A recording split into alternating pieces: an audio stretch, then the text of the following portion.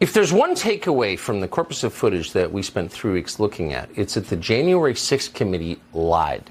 Its members are liars. And as the result of those lies, core civil liberties in this country were eroded. People went to prison. They're in prison as of right now, unjustly. So those lies had consequences.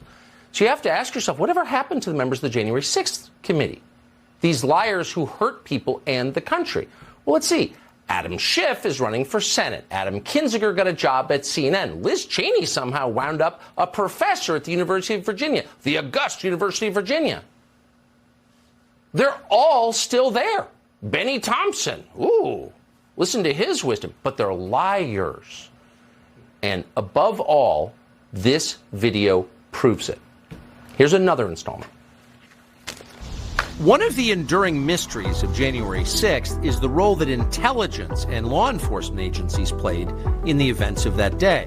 We know there was some number of undercover federal agents in the crowd at the Capitol. Officials have since admitted that under oath. But what exactly were they doing there? The January 6th committee worked hard to hide the answer to that question. We do know from contemporaneous videotape that a mysterious figure called Ray Epps encouraged the crowd to go into the Capitol. For some reason, Epps has never been indicted for that. But there's no question he did it. We need to go into the Capitol! Under public pressure, the January 6th committee finally interviewed Ray Epps. Epps told the committee that he never entered the Capitol and therefore never committed a crime. His text messages showed that at 2:12 p.m., he boasted to his nephew that he had, quote, orchestrated the protests at the Capitol. He admitted he helped get people there. Yet, curiously, congressional Democrats consider Ray Epps an ally, not an insurrectionist. Tonight, we can tell you that at the very least, Ray Epps lied in his sworn testimony to the January 6th committee. Epps testified that when he sent the text messages to his nephew, he had already left the Capitol grounds to return to his hotel room. That is not true. The surveillance footage we found shows that, in fact, Ray Epps remained at the Capitol for at least another half an hour. You're seeing that on your screen now. What was Epps doing there? We can't say, but we do know that he lied to investigators. The January 6th committee likely knew this too.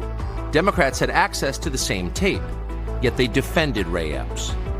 No honest investigation would do that. But the point of the January 6th committee was never to investigate anything. The point was to stage a made-for-TV show trial. From the opening moments, the tone of the hearings was almost comically overheated and polemical.